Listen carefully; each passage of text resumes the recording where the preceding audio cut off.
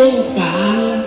ทานงานรับงานแสดงโด่งดังมาแล้วทั้งสัทธาเคยจ้างบ่ลำดังมาฟังมวนมีอย่างแน่บ่สมควรขอให้พวกพี่น้องได้นับไปว่าแก่กลุ่ม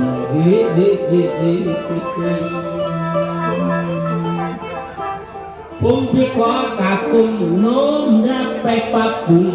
เพื่อประสบวัฒนธรรมภาคอีสานตำนานเขา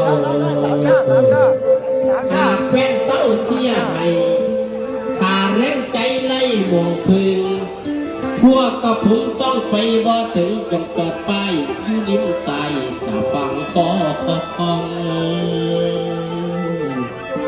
เป็นสถานีวิทยุเพื่อนที่เคยเปิดกล้องห้องชมในรายการเสียทีมงานยังเสยแม่บ่มีผู้